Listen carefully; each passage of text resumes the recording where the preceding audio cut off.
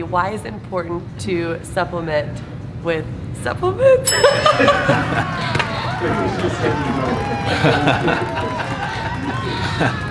This is so bad. I'm telling you guys, if I think about it, I can't do it. Are you? I think it's running. Is it running? Okay. All right, I'm here with my trainer, John, and last time we did a video, a lot of you asked questions about supplements and protein powders. So today I'm here with him, and he's gonna fill us in with all your... Woo, okay.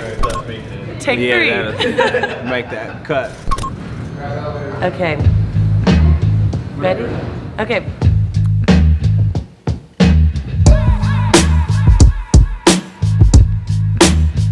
Okay, so I'm here with my trainer, John, and last time we did a video, you guys asked a lot of questions about supplementing and adding protein to your diet. So I'm here and he's gonna answer all your questions. So first off, for someone like myself who eats clean already and has lots of protein and lots of veggies, and I feel like I nourish my body pretty well already, why do I need to add supplements to my diet? Right, so the biggest thing with having a quality diet in today's world is they actually did a couple of large studies in US, UK, and Canada, and what those studies showed was the agricultural and food produce of today is micronutrient devoid of what it used to be, okay? And so there's for example, one orange would take 10 oranges today to get the micronutrients of an orange before, okay?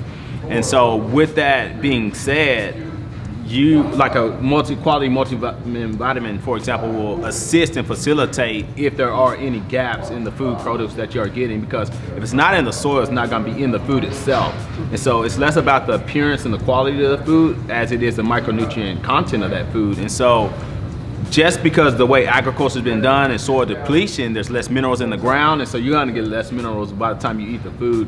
And so, like, for example, a quality multi will help assist with that. The second thing is, even if your diet is perfect, they actually did a meta-analysis with Precision Nutrition, and they showed that whether you did the Mediterranean diet to a T, Paleo diet to a T, Atkins diet to the T, there were still over 14 vitamins and minerals that were deficient in each one of those diets, and that's if you ate perfect, and nobody eats perfect, right? So with that being said, what a quality multivitamin can do is assist and facilitate if there are any nutritional gaps. Okay, so other than a good multivitamin, what other supplements do you suggest people take? Without a doubt, first one is magnesium. It's multifactorial. It's over 600 enzymic actions in the body, okay? And so it's gonna help modulate cortisol at night, meaning if stress levels are high at night, it brings that down, allows you to get deep, restful sleep. It's over glucose disposal, so it allows you to handle sugars better, and it allows insulin to get in the cells for energy storage much easier. It's over all energy production, so you have what's called the ATP cycle. So people who battle with chronic fatigue, they actually may see some benefit just by adding magnesium back in the diet, because that's a key catalyst in the production of energy in the body. It's over para and sympathetic nervous system, meaning how high you are, like in an up aroused state, or how calm you are, parasympathetic. And so it's a catch-all, guys, and it's gonna give you, it's yin and yang. It gives you what you need, or it replaces what's been lost, okay? And how much should a person take of magnesium? Generally, general recommendations, you wanna make sure that it's chelated, meaning it's bound to amino acid, okay? Like, you don't wanna just get there's magnesium oxide, well, that's great as a laxative, but that is poorly absorbed otherwise at about 4%, whereas what's called magnesium bisglycinate is absorbed at 96%. General recommendation is 10 milligrams per kilo body weight, okay?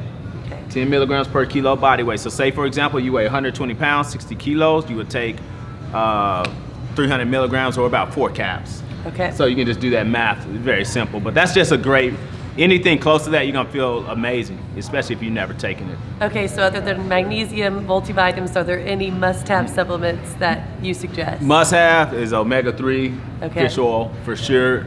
And the reason why, in our Western diet, the ratio has been skewed to about 25 omega-6 to 3 All right, so it's 25-to-1 ratio. That's way too high. The human genome actually evolved it was almost reversed. We had more omega-3s than we had omega-6s. And so omega-3s are anti-inflammatory and omega-6s are inflammatory. Now you need all the fats, but if there's a big skew, as it is in our current diet, you need to balance that out with omega-3s. And you can get that dietarily through certain vegetables and greens and fishes, but I always suggest adding in a quality omega-3 supplement. The number 2 reasons are, one is the EPA that's in that fish oil is gonna help with inflammation. So anybody's rolled an ankle, or they know somebody who's rolled an ankle and that tissue swelled up, well, that same phenomenon happens over our body, and that's one of the primary causes of all known diseases. And number 2, why we gain weight is because the gut gets irritated and inflamed, and then that causes systemic processes to not work as well as they should, okay? Simple as taking EPA within a quality fish oil can help lower inflammation in as little as 5 days, okay? Second reason for fish oil is DHEA. It directly goes to the brain and will help with cognition, memory, retention, and performance. So if you need your brain to be awake and fire quickly, which everybody does, a quality fish oil is gonna help with that. How much do I take? I generally start with liquid. I mean, the ones we use, like for example, ATP Labs in Canada, 1 teaspoon is 4,600 milligrams, and you can take 1 teaspoon for the whole day and be good.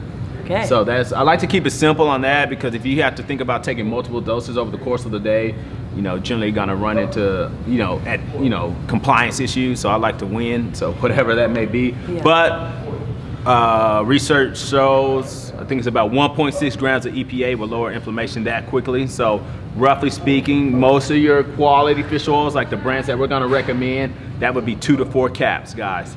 Okay. And so other than just being nutritious and supplementing my diet, is it gonna help me see results faster in the gym?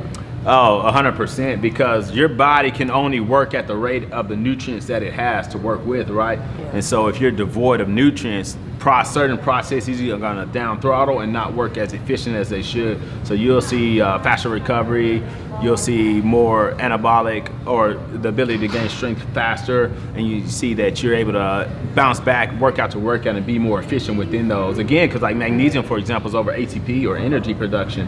So you burn through that very quickly and you utilize it very quickly when you train, and so being able to replenish that, you'll see that, hey, I can bounce back and train again back to back, or I can keep my intensity a little bit higher in my training sessions. Yeah, So. I'm not gonna lie, I haven't been very good at supplementing, so I've got the workout down, I've got the food down, so I'm just gonna add that to my routine. And that's the thing, it's so supplemental, guys. It's supplemental to good diet, good sleep, good training. Yeah, okay. And then my last question that we got a lot about was protein powders and adding protein. So I already eat, in my eyes, a lot of protein. For sure.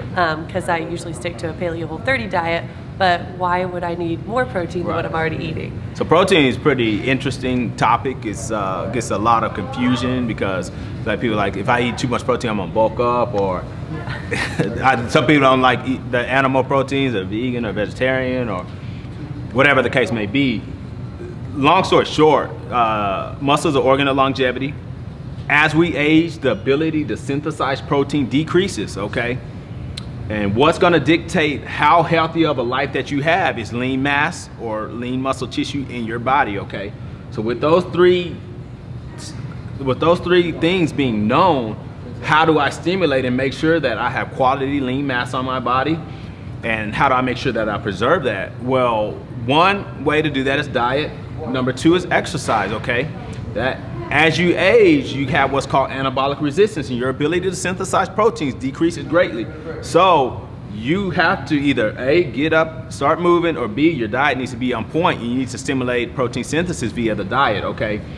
And so that is gonna dictate quality and longevity of life. Now, how much protein do I need? What do those sources come from?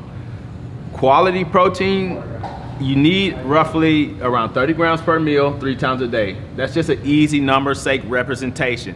Why that amount? It goes back down to the amino acids compiled within that protein, guys. You need about 2.5 grams of leucine per meal to stimulate muscle protein synthesis, okay? Again, as we age, our body's ability to do that naturally declines, and so we must facilitate that dietarily, okay?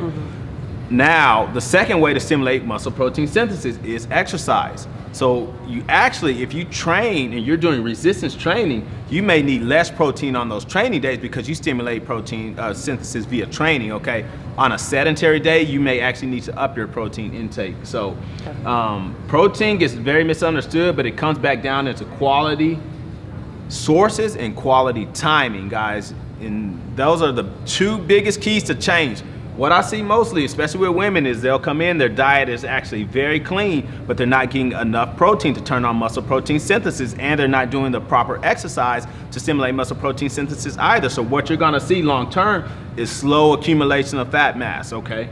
Or you're not gonna get the goals, or you're not gonna start achieving the goals you want for the work that you put in. Yeah. And it actually goes back down to that muscle protein synthesis. So okay, so that's what about our recommendations here at VOD. Yeah, and so what about someone who is not like me and doesn't eat meat? Do you have a good, are there good vegan proteins for sure. out So there? if you don't eat meat, that's fine. You just have to make sure that you do fill in the gap for removing that food group, okay? And so you want to look for two things, either a free-form amino acid that has a complete profile of aminos, guys, or you could do, for example, a pea protein or vegan protein, but just make sure that it has all the essential amino acids, guys. Okay. And again, you want about 2.5 to 3 grams of leucine per serving. So do read the label for that. We'll attach some good companies that cover that already. Perfect. I was going to ask what brands you like the most, but we'll be sure to link all those in the post. And also, I think we covered everything you guys asked about last time, but if you have any other questions, John's a mastermind. So just comment below and ask us any questions, and we will do another video and try to answer them there. All right, see you guys. Good. Better? Good. We got through it. That's it. A little smoother this time. Yes. After the glitch. It's like, how do you supplement with supplements? What am I talking about?